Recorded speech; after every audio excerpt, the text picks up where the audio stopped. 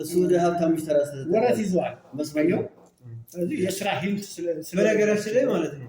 እሺ እነዛ ሰዎች የስራ ሂንት ስለላቸው የስራ እንትኑን ፕላን ነድፎ እነዛ ሰዎች መደገፍ ግድ ይላል። ምክንያቱም እነዛ ሰዎች ከነሱ በታች ላሉ ሰዎች ነገር እንትን መነሻ የስራ እድል ሊፈጥሩ ስለሚችሉ እነዛ ሰዎች አይደለ ያኛውን ከዜሮ ተነስተህ ላቋቁም ከመታገል እነዛ ሰዎች ማቋቋም እኮ አሁን እኮ አንተ እያልክ ያለው አሁን ለምሳሌ ለመሞት የቀረበው ሰው ይሙት ለመሞት ያልቀረበው ሰው ብቻ ይኑር ነው እንደዛ አሁን እንደዛ ነው እንጂ መነሻ የሌላቸው ዜሮ ናቸውና አይነሱም ነው ማጆሪቲና ማኖሪቲ ይባላል። አብዛኛውና ወረት ያዘና ወረት የሌለው አለ። ወረት ያዘው መጀመሪያ ተታረባክ ወረት ያለውማ ሳያጠፋው የስራ ሂንት ስለሌለው ሳያጠፋው የሆነ ብክነት ውስጥ ሳይገባ ቶሎ ብለህ ሰው እየተቋቋማለ ከዛ ቀጥለ ጊዜ ካለ ደግሞ ከዝሮ ያለው አለ ወይ ይሄ ያካል አሁን አንድ ጥያቄ ያልከው ታቋቁመዋለህ ጥሩ ነው። ግን በምን አይነት መንገድ ነው የሚያቋቁመው? አሁን እኮ ለምሳሌ የሚቋቋሙ በእኛ እንትን ተውና ለምሳሌ መንግስት እንትን የሚላቸው አደራጅቶ እንትን የሚላቸው አሉ የቱን አቋቁሞ ሲያወጣ ይታል። አሁን ዝም ብለህ ሀይቅ ላይ ማለት ነው።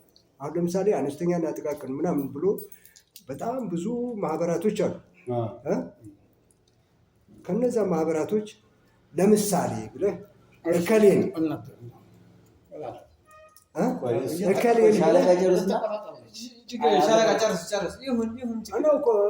ለምሳሌ እነዚህ ሰዎች ተደራጅተው 5 የሚሆኑ 6 የሚሆኑ ለምሳሌ 1-4 ከመቼም ሀይቅ ከ1000 ማህበር በላይ የተደራጃል። በማህበራት በማህተም በምናምን ክልሉ የሚያውቃቸው በኑሯቸው ሀይቅ የሚያውቃቸው ማለት ነው። ከነዚህ ውስጥ እስኪ እነከሌን አሁን መንግስት ደግፏቸው ጥሩ ደረጃ ላይ አድርሷቸዋል። አሁን ይህ ብጠይቀኝ እነከሌ እልሃለሁ። እነከሌ የወጡበት ምክንያት ግን ከምን አንጻር ነው ደግሞ እነግርሃለሁ። ተጨማሪ ሻለቃ እሱ ተቃርኖ ነው።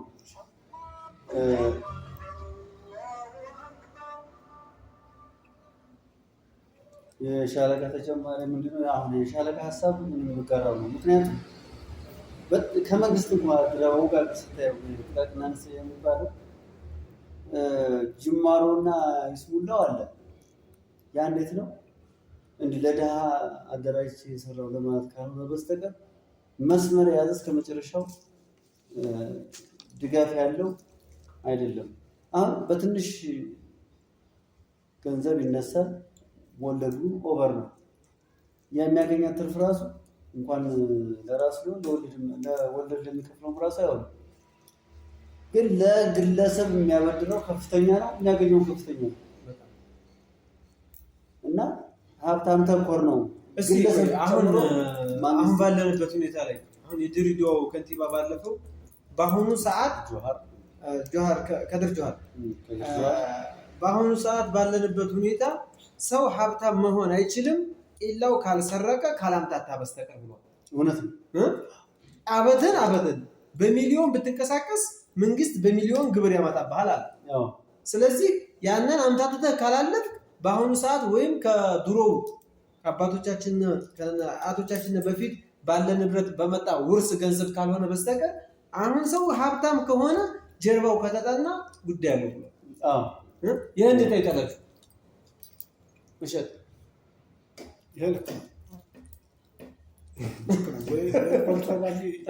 ኮንትሮባንዲ በቃ ካላምታታ በስተቀር አለ በትሪሊየን በሚል ግን አሁን በአቋራጭ ሀብታም የሚሆን ሰው እኮ አይናችን እያየ አለ። በንጹህ ገንዘቤ ሰርቼ አትርፌ ሀብታም ሆናለሁ የለም ምንም የለም። የትም ቦታ ማለት ሀቅ ነው። ምን ይሄ እኮ አገር የሚያየው የምታየው ነው። አሁን ለምሳሌ ሀይቅ ላይ ዝም ብለህ እኔ ሌላ ቦታ ላይ ሀይቅ ላይ ለምሳሌ እነዚህ ትልልቅ ሆቴሎች ምናምን አሉ። ትንንሽ ሱቅ ሰርተው የሚሰሩ አሉ።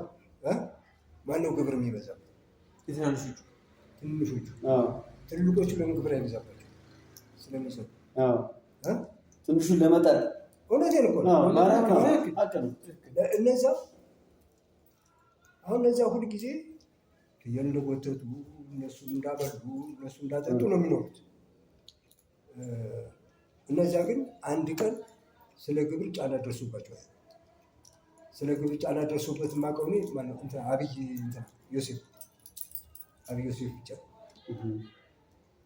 እሱ ነው። ወደ ስንት ሚሊዮን ተጥሎበት ታስታውሳለህ? ክልል ተከራክሮ ምን ብሎ ወደ 500 ምናምን ሺህ አስወርዶ እንደገና ወደ ስራ ገባ ማለት ነው።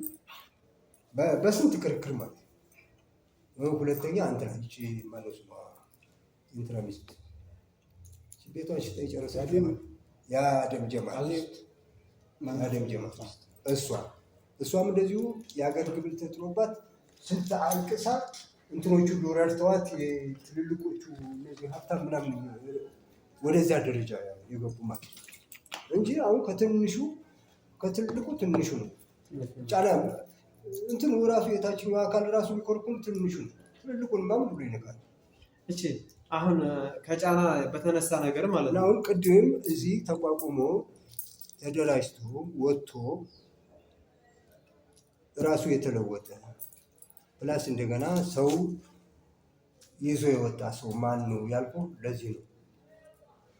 ለምሳሌ እኛ ኮብልስቶን እንሰራለን ታውቃለህ፣ ከ97 ጀምሮ ማለት ነው። ማህበሩ 90 ሰው ነው። ከ90 ሰው ከምናገኘው ትርፍ 30% መንግስት ይወስዳል። በትርፍ 100 ሺህ ብታተርፍ ከ100 ሺህ ላይ 30% ብትወስደው 30 ሺውን ማን ይወስዷል? መንግስት ይወስዷል። ስንት ቀረው? 70 ሺህ ብር። 70 ሺህ ብር ለ90 ሰው አካባቢ በቀላሉ ማለት ነው። ይሄ ብቻ አይደለም። 10 ሺህ ብር 20 ሺህ ብር መሐንዲስ 20 ሺህ ብር ሳይቀበልህ አይፈርምልህም። ይሄን መንገድ ሰርተሃል ያለ ምንም እንትን ማለት ነው። 20 ሺህ ብር የግድ ማለት ነው። 20 ሺህ ብር አነሰ ከተባለ ሳይቀበል አሁን ኮብልስቶን የሰሩ ሰዎች አንድ ሰው የተለወጠ ለምሳሌ ደሴ በደህናው ጊዜ ተለውጦበታል። እነዛ 5 6 10 ሆነው የሰሩት ማለት ነው። ሀይቅ ላይ ከ90 ሰው አደራጅቶ ኮብልስቶን ያሰራል። 50 ሜትር ማይሆን ግን ያ 90 ሰው ግን ይሄዳል እንትን ክልል 90 ሰው አደራጅተን ስራ ፈጠራ ሰርተናል እና ሀይቅ አሪፍ ነው። ይሄን ያህል ሰው አደራጅቶ ያሰራሉ ይሸለምበታል። ግን እዚህ ግን እነዛ ሰዎች ግን እስካሁን ኮብልስቶን ተደራጅቶ ያለ ሰው እኔ አንድ ሰው ተለውጦ ሱቅ የከፈተ ነው። አንድ ሰው ማለት አነስተኛና ጥቃቅን እነማን ናቸው? እንትና ናቸው። አሁን በየክልል እየሄዱ እንትን የሚሉት ማነው? ኤሌክትሮኒክስ ምናምን እንትን የሚሉ ማነው? ኤሌክትሮኒክስ ያው ሀይቅ አለ የሚባለው ኤሌክትሮኒክስ መኪና ዲኤስቲቪ እሱ ነው። አሁን መኪናውን አነስተኛና ጥቃቅን ተደራጅቶ በዛ ውጤት ያመጣ ተብሎ ማለት ነው። እሱ ምን ስላለ እሱ እኮ የሀብታሞችን ቤት የሚሰራ በሚያገኘው ያቺ ዲኤስቲቪ ዘላለም የሱ ነች። ኳስ ሜዳ ዲኤስቲቪ ነፃ ሰርቪስ በለው የምታገኘው የምታወጣው ወጪ የለም። ገቢው በጣም አሁን ትክክለኛ ቢሆን ይሄ ሰውዬ ተለወጠ አይደለም። የተለያዩ ነገሮችን ሰራ። በመንግስት እንትን ተደራጅቷል። ያን ሰራል። አሁን አንተ የራስን ሰርታና ዲኤስቲቪውን ደግሞ ለሌላ ወጣቶች ታስረክብና ያን ደግሞ ሌሎቹ ሊወጡበት ምክንያቱም አንዴቱ ነው አይደል የሚባል 5 ዓመት ነው። ከዛ በላይ መስራት አይችልም። ያን ምክንያቱም እኔ ከተለወጥኩኝ ከዛ በኋላ መበላው አግኝቻለሁ። ገና ትርፍም አግኝቻለሁ፣ ስራም አግኝቻለሁ። ይሄኛው ደግሞ ሌላ ሰው ሊወጥበት አንተ ይመስላል ይባላል። ግን ያን የሚደረግበት ሚሽን የለም። አብዛኛው አሁን በማህበረሰብ የሚሰሩ ሀረር ማይቻሉ አብዛኛው እስኪ አሁን ስሙ አንድ ጥያቄ አለ። ከውጭ ሀገር ያሉ ሴቶችና ወንዶች በአጠቃላይ በኢትዮጵያ በጣም በቀላሉ እኔ ራሴ አይምሮ በሚያስበው 50 በ50 የኢትዮጵያ ሕዝብ ውጭ ሀገር ነው የሚኖረው ቢል ማስበው 50 ምንም ጥርጥር የለውም። እና እነዛ ሰዎች እዛ ሀገር ያሉ ብዙዎቹ እህትና ወንድሞቻችን ሰልችተናል፣ በቃን፣ ወደ ሀገር መግባት አለብን ብሎ የሚያስቡ በጣም ብዙ አሉ። እነሱ ኢትዮጵያ ውስጥ መጥተው ሳይተናከሩ ያዋጣቸዋልና ወይም ቢሰሩ ተብሎ የሚታሰብ ስራ ምንድን አለ?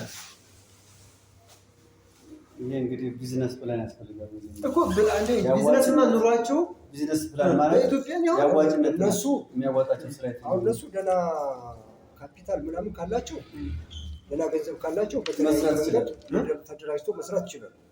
አሁን ለምሳሌ ቦታ ደህና ብር ካለ ቦታ ታገኛለህ። ከውጭ ከመጣ ዲያስፖራ ነው ምናምን ከተባልክ እኮ ደህና ቦታ ታገኛለህ። አሁን ለምሳሌ ላም እርባታ ምን የሆነ ነገር ማድረግ ምናምን ብትላቸው ከነመሬቱ ብርም ስላላቸው ለዚያ ሊዝ መክፈል ስለሚችሉ ሰፊ መሬት ይሰጣል። አሁን ያን መሬቱም ስላላቸው ሳርግጦሹም ሊኖራቸው ስለሚችል በገንዘባቸው መግዛት ስለሚችሉ በተለያየ ነገር ማድረግ ይችላል።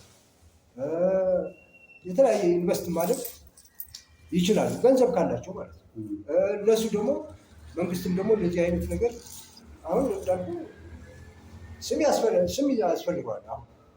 አሁን አንተ 500 600 ሺህ ብር አለ ወይ 1 ሚሊዮን አለ ብትል ላም እርባታ ብትል አንድ ቤት ቢሰጥህ ለአንተ አገልጋይ አይደለም። ለ10 ሰው ለ5 ሰው ዋናው ቦታ ነው ቢያደራጅህ ማለት ነው። ቤቱን ሊሰጥ ይችላል ሸዱን ማለት ነው። ግን ሸዱን ይችን ቤት ሰጠ ላሞቹ እዚህ ገቡ ቢያንስ የምታንቀሳቀስበት ወይ የሳር ግብአት የምታገኝበት ቦታ ሊያስፈልግ ይችላል። ያን አብሮ ካልሰጠ አዋጭ ነገር የለም። አሁን ለማስረሻ እኮ የሚጠቀሙት ላም ምናምን የሚጠቀሙት እዚህ ላም እርባታ ምን ስላለው የሀገር መሬት አለ፣ ቦታ ሰፊ ነው፣ ቀድሞ ስለተደራጁ በደህና ጊዜ ሳር አለው ምን አለው ሳር አይገዛም። ስለዚህ ሰው አዋጭ ዋናው ቦታ ነው ለማለት ነው። ቦታ ደግሞ በአሁኑ ሰዓት ከባድ ነው ያንን ማግኘት እንጂ አሁን ለመደራጀት እኮ አሁን ዝም ብለህ እያቸው ኦሮሚያም ሌላ ቦታም እያቸው ላም እርባታ የግብርና በሚዲያ ስታያቸው ማለት ነው ያን ይሰጣል። ከላሞቹ ምናምን ውጭ የግጦሽ ምናምን ቦታ አላቸው፣ መኖ የሚተክሉበት ቦታ አላቸው።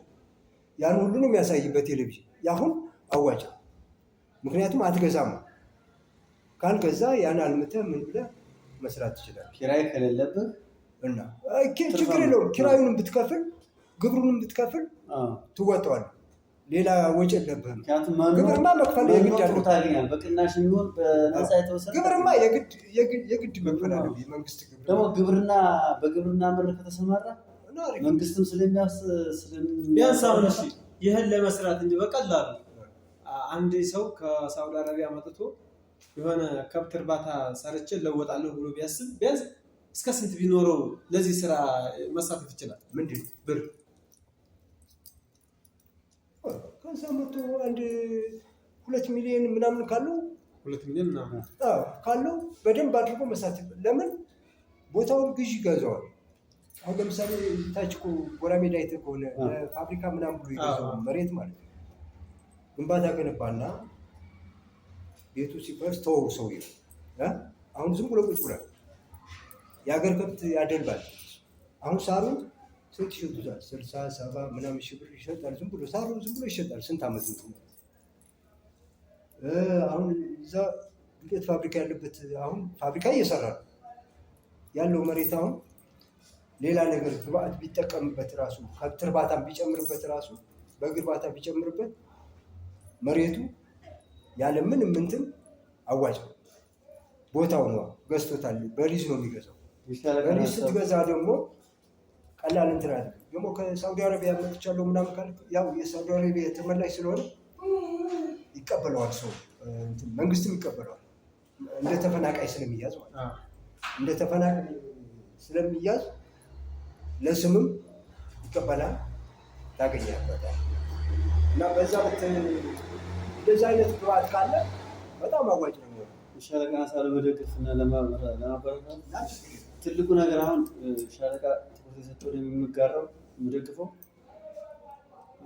የከብት እርባታ ለመክፈት ቁጥር 1 ሰፊ ቦታ፣ የተመቻቸ ሰፊ ቦታ፣ የሳር ግብዓት በቅርበት ከገጠር ወደ ከተማ የሚገባበት ትንሽ ወጣ ያለ ጥሩ ግብዓት የምታገኝበት ከራሱ ከእርሻ የሚሆን ተጨማሪ ከዛ ላይ በረከት ያ ካለ ከ1 ሚሊዮን እስከ 1.5 በቂ ነው። ምክንያቱም አሁን ጥሩ ጊዜ ተወለደ እንጂ ዛሬ 7 ወር ራሱ የአሜሪካ ላምርጉ እኮ ምክንያቱም ከተማ ውስጥ የሚያረቡ ግብዓት ያልቻሉ እስከ 60 ሺህ ይሽጣሉ እርጉዝ ላይ እና አሁን ቦታ ጥበት ስላለ አብዛኛው የከብት እርባታ ላይ ትኩረት ያደርጋል። ከብት የአሜሪካ ላም ታገኛለህ እና 1.5 ሚሊዮን ካገኘ ራሱ ቦታ ምርጥ ቦታ ካለ የሳር የመኖ አቅርቦት ካለ ስኬታማ ትሆናለህ። ምክንያቱም ስትነሳ በአንድ ጊዜ ላይ ድረስ አይደለም መነሻ ዝቅተኛ ቢሆንም ግብሩ ምንም ደግሞ ይሄ ግብርና መር ስራዎች ግብሩ ዝቅተኛ ነው። ለምሳሌ አንድ ትራክተር ከውጭ ብታመጣና አንድ ቪኤት ከውጭ ብታመጣ የግብርና ትራክተር የሚመጣው ነፃ ከቀረጥ ነፃ አይቀረጥም። ቪኤት ግን የቅጦስ ስለሆነ ከፍተኛ ነው። ስለዚህ ግብርና ከተማ ላይ ግብርና መር አሁን የከብት ማርባት ማደለብ መንግስትን በጣም ይደግፈና ግብር ቀረጡና ግብሩ ዝቅተኛ ነው። ግን ለዛ ለማድረግ የተመቻቸ ሰፊ ቦታ የከብት መኖ በቀላሉ የሚቀርብበት በነፃም የተወሰነ ቢያንስ 25% የሚቀርብበት የተመቻቸ መሆን አለበት። አሁን ባለንበት ሁኔታ ላይ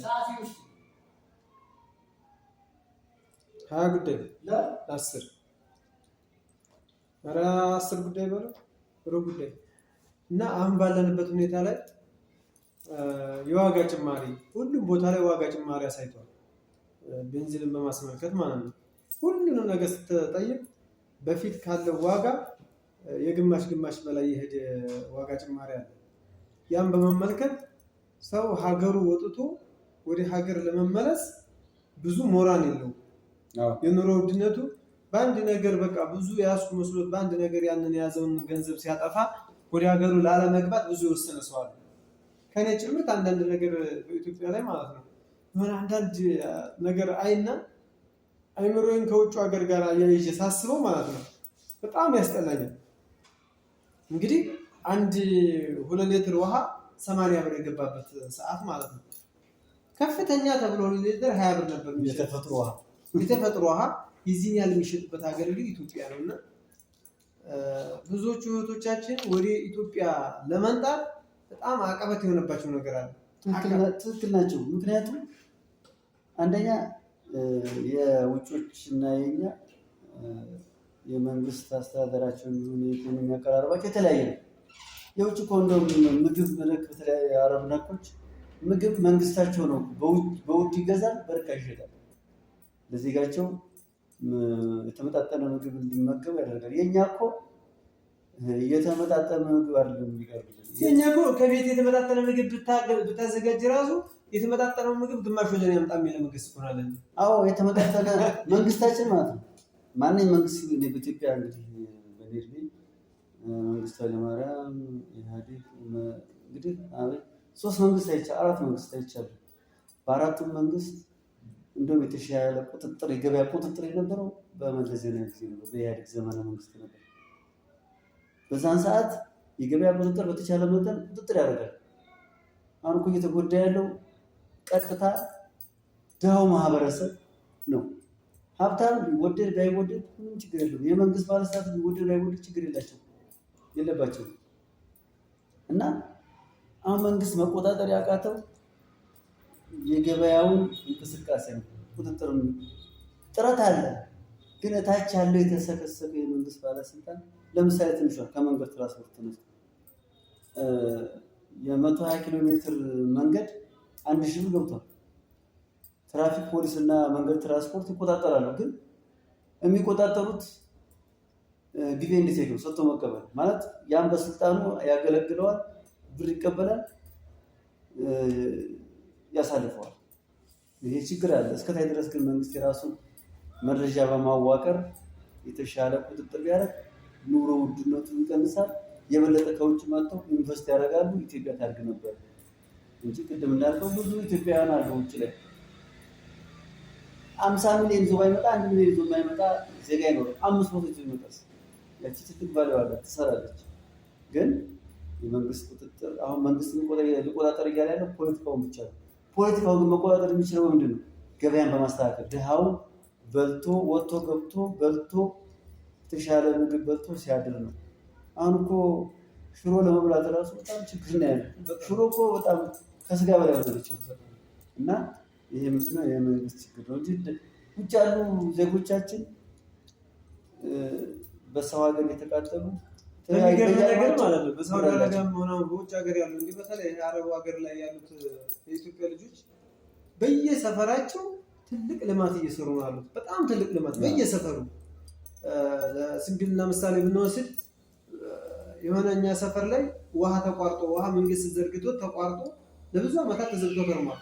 ህዝቡ የሚጠጣ ፈሳሽ ውሃ እየሄደ ምንጭ እያመነጨ ነበር የሚጠጣውና እዛ ያለ ወጣት በአጠቃላይ ሴት፣ ወንድ፣ ህፃን፣ ትልቅ ምናምን ሳይል ሁሉም በመበረታታት ያልተጠበቀ ብር አሰባስበው ውሃ አሰርተው መንግስትን ተነሳሽነት አድርገው ከመንግስት ሶላር ተቀብለው ኮሚቴ ተዋቅሮ ምናምን አሁን አልፎ ተርፎ ለብዙ ሀገራት ውሃው ሄዷል። ሁሉም በየቤቱ አስገብቷል። በሚፈልግበት ወቅት ላይ ያገኛል። በቅርብ በራስ ተነሳሽነት በራስ ተነሳሽነት ማለት ነው። በነገራችን ላይ በትኩረት ስናየው በእኛ ሰፈር የተሰራው ስራ በብዙ ሰፈርም ተሰርቷል። ይሄ ነገር ማለት ነው። በሚገርም የውጭ ሀገር ወጣት ብር አሰባስበው አምቡላንስ የተገዛበት ቦታ ነው። አምቡላንስ ይህ ብሎ ማለት ከመንግስቱ ወጣቱ ነቅቶ ከሰራ አገርን መለወጥ ይቻላል። ግን ለወጣቱና ለስደተኛው የተወሰነ መንግስት ራሱ በሚችለው አቅም ትኩረት አድርጎ ነፃነታቸውን እንዲያገኙ አሁን ለምሳሌ ሳውዲ አረቢያ ሄደው በህገወጥ እዛ ህጋዊ መሆን የሚፈልጉ አሉ። የሳውዲ ኤምባሲዎች ተንቀሳቅሰው ይሄን ነገር ፍትህ በማድረግ እነሱን ወደ ህጋዊ ለማምጣት እንዳይንገላቱ ችግር በገጠመባቸው ሰዓት ላይ አምባሲዎቹ በቃ ይሄ ግንባር ቀደም አንተ ስልጣን ሲሰጥህ ስልጣንህን በሙሉ ካልተጠቀምክበት በፈጣሪ የሚያስጠይቃል። ስለዚህ ውጭ ሀገር አሁን ለምሳሌ የተሰደዱት ብዙዎቹ ወጣቶች ማለት ነው ከራሳቸውም በላይ ህዝባቸውንና ሀገራቸውን ማስዋብ ይችላሉ። ግን መንግስት ቦታ አልሰጣቸውም፣ ጊዜና ሰዓት አልሰጣቸውም እንጂ ማለት ነው። እኔ እናንተ ይህን ሰፈር የእኛን ሰፈራችንን በሆነ ነገር ካቋቋምን ሌላውን ቦታ እንደዛው እንደሚሰራ ምን ጥርጥር የለውም። እና ትክክል። እዚህ ላይ ውጭ ያለ አንድ ዜጋ ቤተሰቡን 4-5 ቤተሰብ ረዳ ማለት ሲጀመር አገር መነሻዋ ቤተሰብ ነች እና ቤተሰቡን ረዳ ማለት አንድ አረብ ሀገር የሚኖር ዜጋ የሀገርን የመነሻውን ቤተሰብ እስከሆነ ድረስ አገርን ረዳ ማለት ነው። ነገር ግን መንግስታችን እዚህ ላይ አንድ ዜጋ መጎዳት የለበትም የሚለውን መርህ የሚከተል አይመስለኝም። ችግር አለበት። ይሄ ማስተካከል አለበት። ሌላ ቅድም ያልከው ለምሳሌ ስለ ፋሲሊቲ ይሄ ስለ ውሃ አቅርቦት፣ መብራት አቅርቦት እኔ ትንሽ ወደ ምስራቁ ሀገር ስለነበርኩኝ የታዘብኩት ልንገር፣ ይሄ የመንግስት ችግር አይደለም። ነገር ግን ከክልል ዞን ወረዳ እያልክ ስትመጣ አሰራሩ የተለያየ ነው። ሀረር ላይ ለምሳሌ ሀረር ድሬዳዋ መብራት ማንኛውም ቆጣሪ ማንኛውም ዜጋ የማግኘት መብት አለ።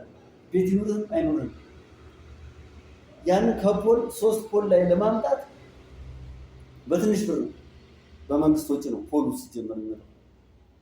ቆጣሪ በትንሽ ብር ነው የሚተመንልህ።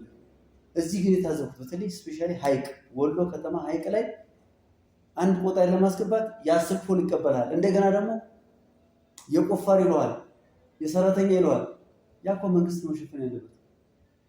ሁለተኛ ውሃ ለማስገባት ወጪው በጣም ከፍተኛ ነው።